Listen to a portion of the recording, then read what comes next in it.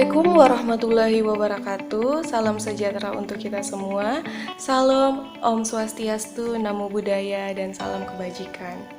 Perkenalkan, nama saya Nafisa Aulia Kwi Titik Jamil dengan NIM 2007 0150 1031, kelas A Psikologi Universitas Negeri Makassar.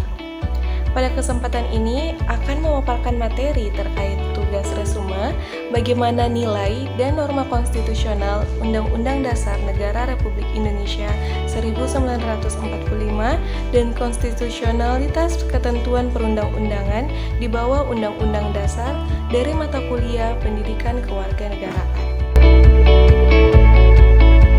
Adapun fungsi konstitusi yang pertama, konstitusi berfungsi sebagai landasan konstitusionalisme.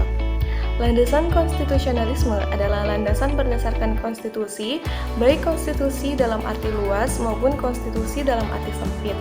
Konstitusi dalam arti luas meliputi undang-undang dasar, undang-undang organik, peraturan perundang-undangan lain, dan konvensi. Sedangkan konstitusi dalam arti sempit berupa undang-undang dasar. Yang kedua, konstitusi berfungsi untuk membatasi kekuasaan pemerintah sedemikian rupa, sehingga penyelenggaraan kekuasaan tidak bersifat sewenang-wenang.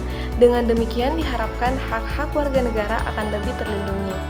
Gagasan ini dinamakan dengan konstitusionalisme yang oleh Charles Joseph Friedrich dijelaskan sebagai gagasan bahwa pemerintah merupakan suatu kumpulan kegiatan yang diselenggarakan oleh dan atas nama rakyat, tetapi yang dikenakan beberapa pembatasan yang diharapkan akan menjamin bahwa kekuasaan yang diperlukan untuk pemerintahan itu tidak disalahgunakan oleh mereka yang mendapat tugas untuk memerintah. Lalu yang ketiga, konstitusi berfungsi sebagai A.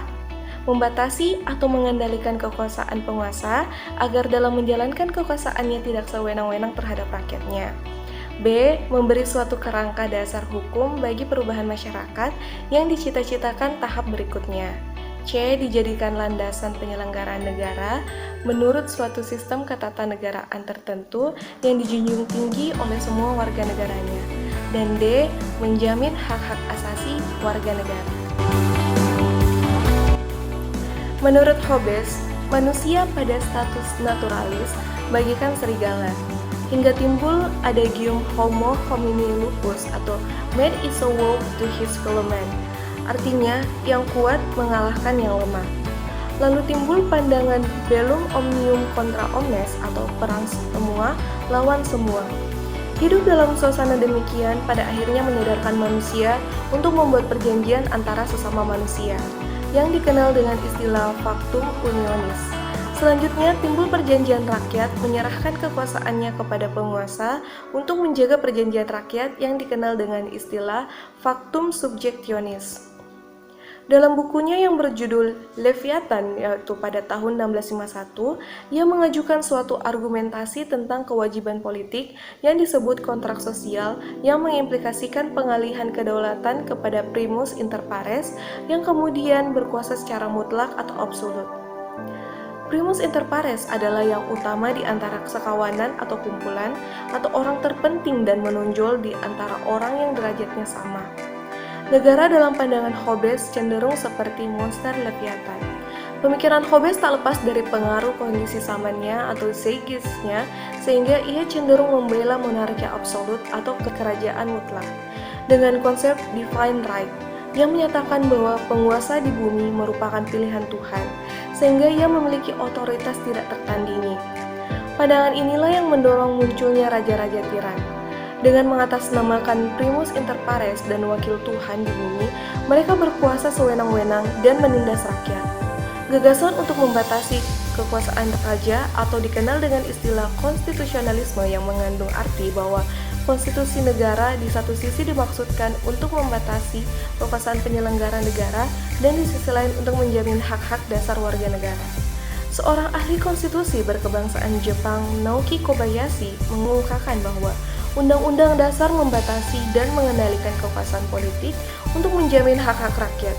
Melalui fungsi ini, Undang-Undang Dasar memberi sumbangan kepada perkembangan dan pembinaan tatanan politik yang demokratis. Setiap kekuasaan pasti memiliki kecenderungan untuk berkembang menjadi sewenang-wenang seperti dikemukakan oleh Lord Acton.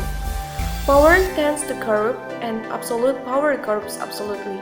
Inilah alasan mengapa diperlukan konstitusi dalam kehidupan berbangsa negara Indonesia, yakni membatasi kekuasaan pemerintah agar tidak memerintah dengan sewenang-wenang. Konstitusi juga diperlukan untuk membagi kekuasaan dalam negara.